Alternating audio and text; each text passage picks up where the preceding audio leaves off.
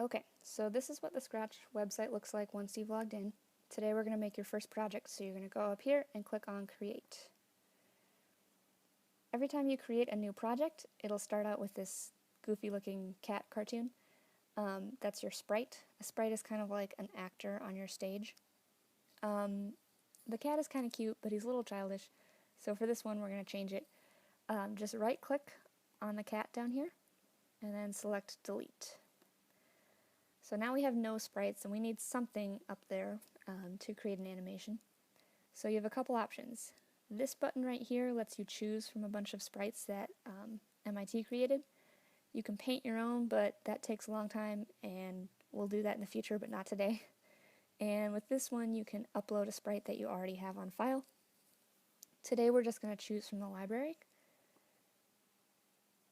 And you can see they have a lot of choices for you. Down at the bottom they've got some letters, so you can do a lot with your animations. For right now, just choose this one. It's called Cassie Dance. It's this girl dancing. Okay, and then you can drag that around and put her any part of the screen where you want. So, now we need to make our sprite actually do something. So in this part of the screen, you see all the blocks. These blocks are how we get the sprite to actually move around and say things and make sounds. Up here are the tabs that take you to the different kinds of blocks. So we're going to start with the motion tab. Click on this Move 10 Steps block and just drag it over to the gray area. This whole empty space right here is for you to make scripts. A script is just a bunch of blocks that tells a sprite what to do, basically. Now if you click on the Move 10 Steps block that you just dragged over, Cassie should move 10 steps. So each time you click that, she'll move 10 steps. Okay, so now let's look at the Sound tab. That's this light purple one up here. Click on that. And then we're going to choose this play drum for 0.25 beats. You don't have to change any of those numbers, just drag it over. You'll notice when you get close, this white line shows up. Once you drop it, it'll snap into place. So now, click on the Move 10 Steps, and it should do both of these actions. Okay, so I don't know if you can hear that on mine, but it should play a drum after she moves. Okay, so after that happens, I would like Cassie to move back to where she was. So go back to the Motion tab. You're going to choose Move 10 Steps, drag that out. If I did this, she would move 10 steps, play the drum beat, and then move again, but I want her to move backwards. So click on that 10, it'll highlight it, and then type in -10. Now see what happens when you click on this Move 10 Steps block. It should do all three things. Okay, so I don't know if you can hear that on mine, but she takes a step and then moves back. Okay, that's not a very exciting dance. Most dances require you to do something over and over, so let's make her do that repeatedly. What I'm going to do is click on Control, this kind of yellow tab, and I'm going to click Repeat. So notice how this block kind of looks like it's going to eat something. If we drag this out here, when I get close, it'll show how it surrounds the blocks we already have. And I just drop it right there, it'll snap into place. Basically, this is just going to do this set of things 10 times. So if I click on Repeat,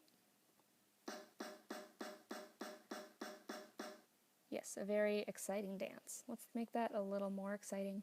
Let's go back to Sounds. And, okay, click Play, click Play Drum and move that out after the move back 10 steps. And then pick another one. I'm going to do Crash Cymbal.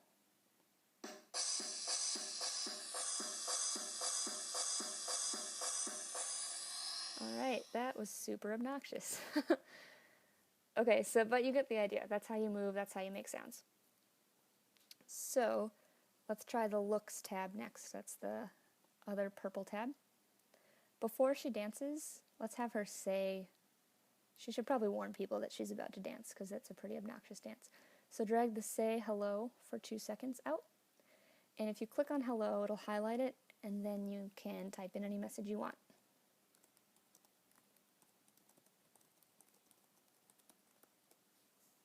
And you can change it to show up longer if you want, but I'm just going to leave it at 2 seconds.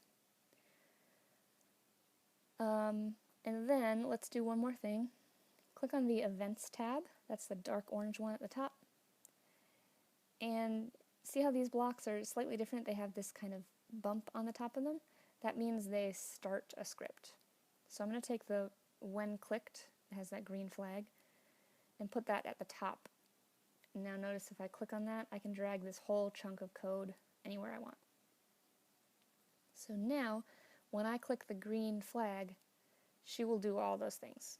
So I'm going to do this once. I'm going to turn down my volume though.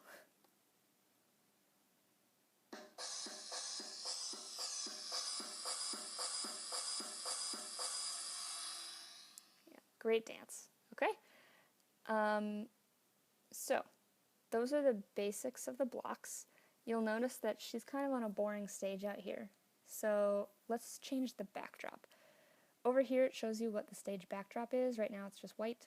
If you click on this first button, it'll let you choose from some backgrounds that they already have.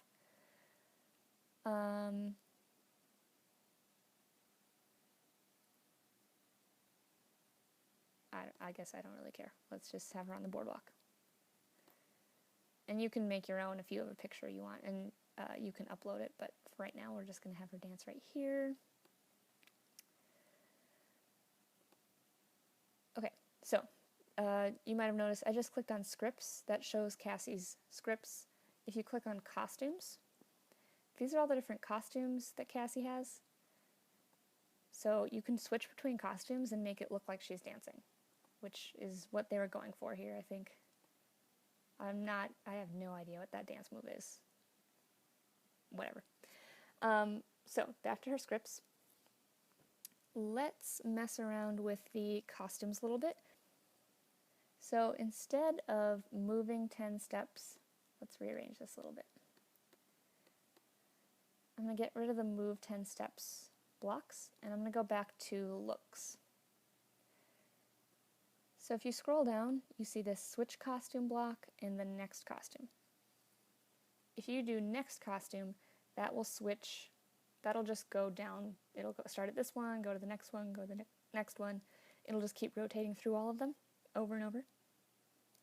Where are we? Oh, here we go. Switch costume to, that block lets you choose like which costume you actually wanted to switch to. So I'm going to go between C and D.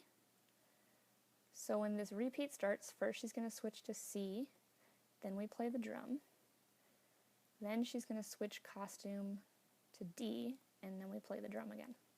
And then she'll go back and forth. So let's see how that looks. I click on the green flag.